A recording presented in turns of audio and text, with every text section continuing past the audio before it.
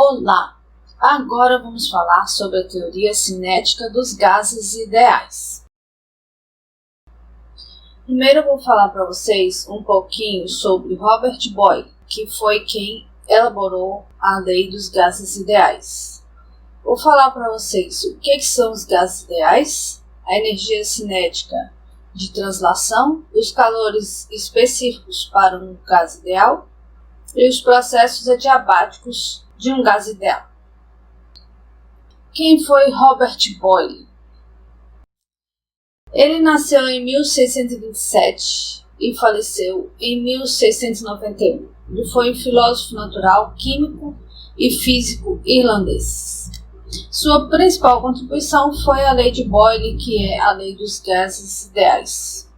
Ele acreditava que o calor era um movimento mecânico que estava relacionado com a agitação das moléculas. E acreditava também que o comportamento das substâncias poderia ser explicado pelo movimento dos átomos, que na verdade era a mecânica quântica que a gente conhece hoje, não tinha na época. Dentre as descobertas de Boyle temos a lei dos gases ideais, o indicador colorido para os ácidos, o enxofre, a acetona, a fosfina, sulfato de mercúrio, o álcool metílico e o fósforo. Ele melhorou a máquina de Otto, que é a bomba de vácuo. Ele melhorou o termômetro de Galileu. Ele descobriu que o ponto de ebulição dos líquidos abaixa quando você os coloca no vácuo. Ele refutou as teorias de Aristóteles sobre os 4 elementos. Ele isolou o hidrogênio pela primeira vez. Ele provou que o ar é uma mistura. Foi o primeiro cientista a ter noção de elemento químico.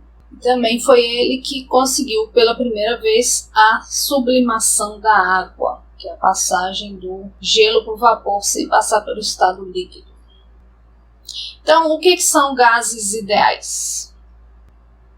O gás ideal é um modelo, e esse modelo é feito para que a gente consiga estudar os gases reais. Para fazer o modelo, a gente precisa fazer algumas restrições.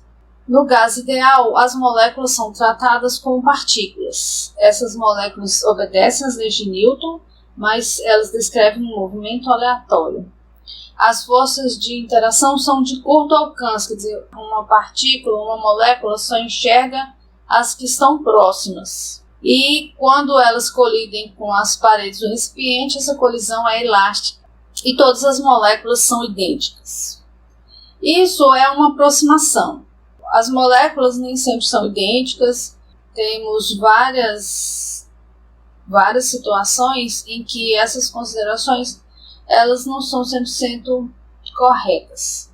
Mas gases nobres, que são aqueles átomos que não se ligam a ninguém, e gases em baixas concentrações, principalmente de moléculas pequenas, eles se comportam aproximadamente como um gás ideal. Então, para que esse modelo? Esse modelo é para a gente ter de onde partir para estudar sistemas mais complexos. Então, Boyle observou experimentalmente que o produto de pressão e volume era proporcional à temperatura.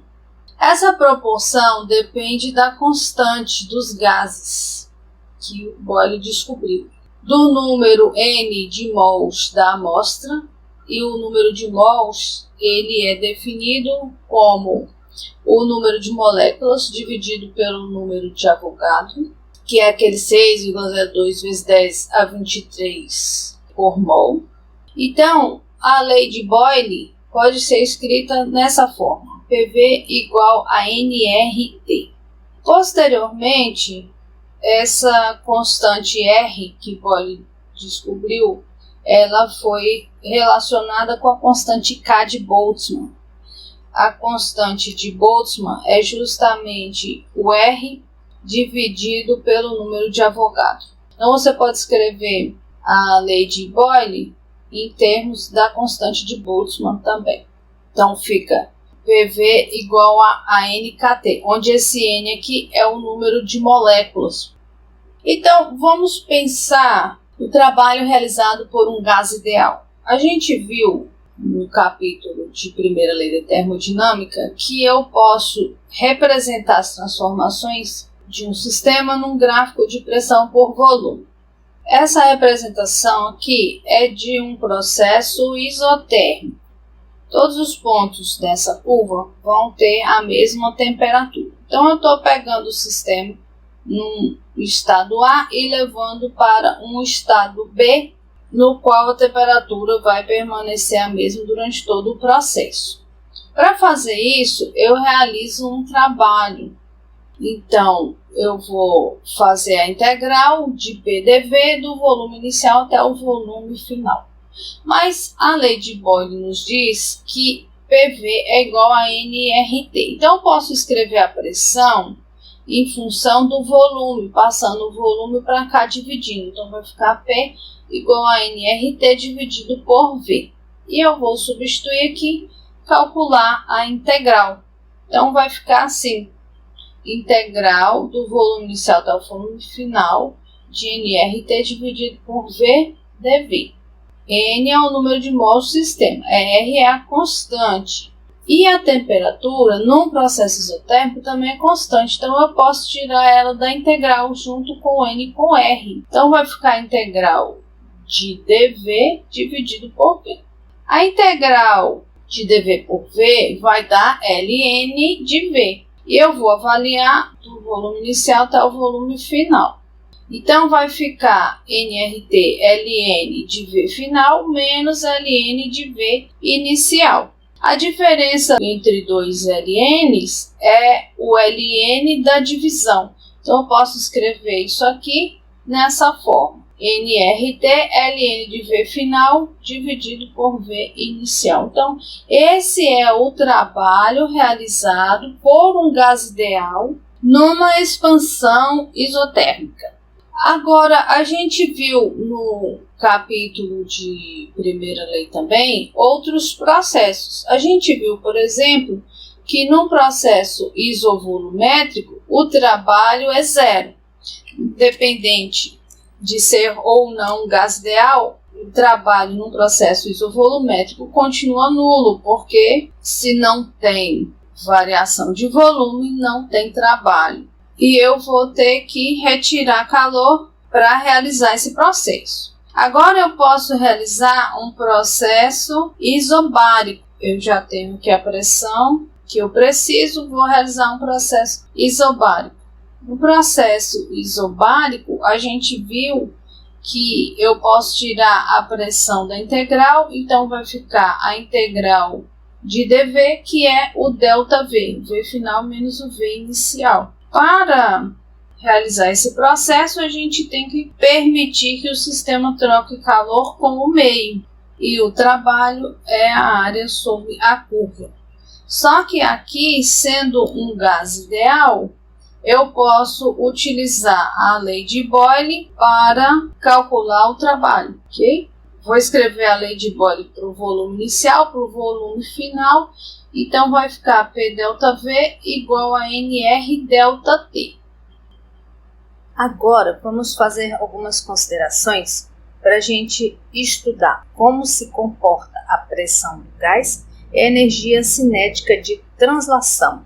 Para isso, a gente vai precisar fazer uma pequena revisão a respeito de leis de Newton e momento linear. Na aula sobre momento linear, a gente viu esse probleminha aqui. Uma bolinha vai bater aqui no chão e ricochetear. E o que o problema quer saber é como que o momento linear se comporta. Como que a componente x varia, como a componente y varia e qual é a variação total do momento da bolinha. O momento linear é proporcional à velocidade e a proporção é dada pela massa. Então, o momento e a velocidade vão ter a mesma direção, mesmo sentido, já que a massa é um escalar positivo. Então, vamos supor que o momento dessa bolinha antes de colidir com o chão é representado por esse vetor. Eu vou dividir esse momento em duas componentes, Px e Py. Depois que ela colide com o chão, ela sobe. Então ela estava vindo assim e agora ela vai ser refletida desse jeito. Então o momento linear que antes apontava nessa direção, agora vai apontar nessa direção. Então eu posso representar por esse vetor aqui. Fazendo a decomposição desse vetor, a gente pode perceber que a componente Px não vai sofrer nenhuma alteração. Então, eu não tenho variação na componente x do momento de antes e depois da colisão com o chão. Então, a variação de Px é nula. Já a componente Py, antes apontava na direção de y negativo. E agora ela aponta na direção de y positivo. Então, eu vou ter uma variação aqui igual a 2 vezes o módulo de Px. E é positivo porque a variação é sempre o final menos inicial. Então, o final é Py menos o Py, porque ele é negativo aqui antes. Então, vai ficar Py mais Py, que dá 2Py. Então, essa variação é positiva. E qual é a orientação do momento total? A variação total do momento vai ser igual à variação do Py. Então, ela vai apontar na direção de y positivo. Ok? Então, lembrando disso, vamos pensar num gás preso dentro de uma caixa. Então, eu tenho um monte de moléculas que a gente vai fazer aquelas restrições e tratar como um gás ideal. As moléculas são idênticas, elas obedecem às leis de Newton, colisão com as paredes são elásticas, enfim. Vamos considerar que essa caixa é uma caixa quadrada de lado L. Eu vou acompanhar a molécula I. Essa molécula I está indo em direção a essa parede. Eu vou colocar o eixo na direção de X aqui e acompanhar a colisão dessa molécula com a parede. Então, a variação de momento na direção de X vai ser a massa vezes a variação da velocidade. Então, vai ser a velocidade final em x menos a velocidade inicial em x. Mas a velocidade final em x é igual a menos a velocidade inicial, né? Como a gente viu agora no exemplo, só vai ter variação na componente x da velocidade, nesse caso aqui. Então, eu vou ter a variação do Px igual a menos 2 vezes a velocidade em x. Então, de acordo com as leis de Newton, se esse momento foi alterado, essa partícula sofreu uma força externa. A força externa é que faz o momento linear variar. Essa força foi causada pela parede, como reação à força que a partícula fez quando colidiu com a parede. A molécula empurrou a parede empurrou a molécula. Então, quando a molécula empurra a parede, ela vai transferir o momento linear dela para a parede. E esse momento transferido para a parede é justamente igual ao ΔPx com o sentido contrário. Se a variação dela foi na direção negativa do eixo x, o momento transferido para a parede vai ser na direção positiva do eixo x. E o momento Py e Pz não vão variar, ok? Agora, quanto tempo que essa partícula leva para colidir novamente com a parede? Lá no vídeo de cinemática, a gente também viu a respeito da independência dos movimentos. Então, a componente x, y e z, elas são independentes. Isso significa que uma não interfere na outra. Como a gente fez lá no lançamento oblíquo, por exemplo, você separa as componentes da velocidade em Vx e Vy e estuda separadamente o movimento retilíneo e uniforme na direção de x e o movimento retilíneo uniformemente variado na direção de y. E esses movimentos são independentes um do outro. Aqui é a mesma coisa. a velocidade que ela tenha na direção de Z não vai interferir na velocidade que ela tem em x. Então, com isso, se eu estou acompanhando só a componente x, o tempo para ela colidir novamente com a parede perpendicular ao eixo do x vai ser um ΔT igual a 2L dividido pela velocidade x dela. 2L porque ela colidiu aqui, ela vai voltar, vai percorrer L para lá e vai voltar de novo para poder colidir com essa parede. A distância que ela vai percorrer na direção de x é 2L. Não importa o quanto ela percorreu nas outras direções. O tempo vai ser o mesmo, como se ela tivesse andado só nessa direção, ok? Então, ΔT é 2L dividido por Vxi. Bem, a gente viu que a variação do momento na direção de x é 2 vezes a massa vezes a velocidade em x. Então, se eu fizer o ΔPx pelo ΔT, eu vou achar como que esse momento varia no tempo. Então, vai ficar 2mVx dividido por 2lVxi. Então, a variação do momento linear na direção de x em relação ao tempo é a massa vezes i ao quadrado dividido por L, onde L é o comprimento da caixa, ok? Agora, a variação do momento linear em relação ao tempo, ela está relacionada com a força resultante, de acordo com a segunda lei de Newton. Força resultante é dp dt. Então, eu vou dizer que a variação do momento linear em relação ao tempo é a massa, velocidade x ao quadrado, dividido por L. Essa vai ser a componente x da força resultante. Só que a força sofrida pela parede recebe a contribuição de todas as moléculas do gás. Então, a força total que a parede recebe vai ser a soma das contribuições para cada uma das N moléculas do sistema.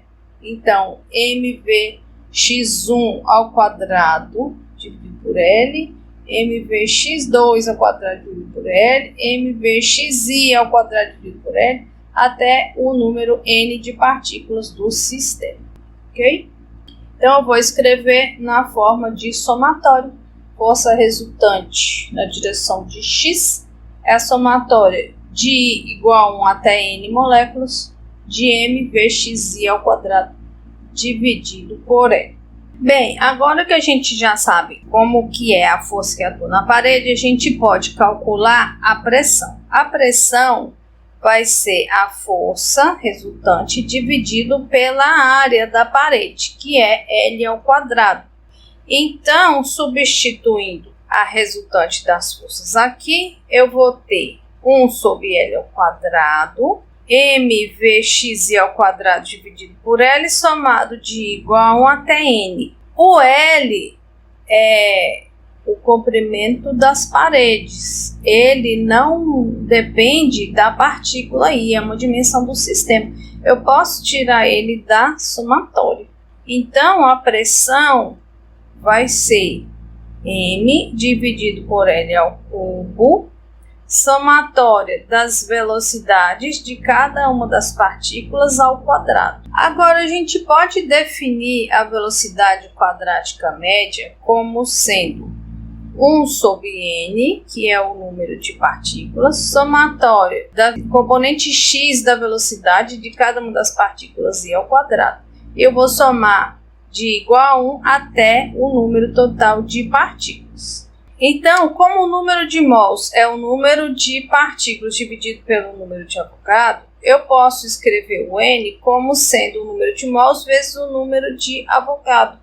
Então, eu vou escrever o somatório de igual a 1 até N de Vxi ao quadrado igual o N passa para cá multiplicando e o N é o número de mols vezes o número de Avogadro. Então, N vezes NA vezes a velocidade quadrática média, ok?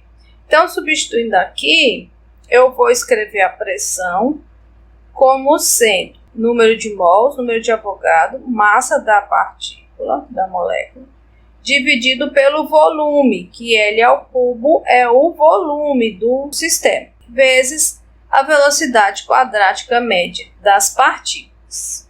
Agora, eu posso definir também a massa molar, que vai ser esse M maiúsculo, como sendo o número de Avogadro vezes a massa de cada uma das moléculas. Então, aqui, ó, no lugar de Na, Mzinho, eu vou colocar um M maiúsculo, que é a massa molar. Então, a pressão vai ficar desse jeito. Número de mols, massa molar, divide pelo volume e multiplica tudo pela velocidade quadrática média. Agora, eu sei que a velocidade de cada uma das moléculas, elas têm componente x, y e z. E a velocidade dela ao quadrado é o Vx ao quadrado mais o Vy ao quadrado mais o Vz ao quadrado. Você pode fazer isso com o teorema de Pitágoras estendido para 3 dimensões. Dá exatamente a soma dos quadrados de cada uma das componentes. Só que as direções são aleatórias, então a média de cada uma das componentes, elas serão iguais. Não tem porquê uma média ser maior do que a outra, porque as direções são aleatórias.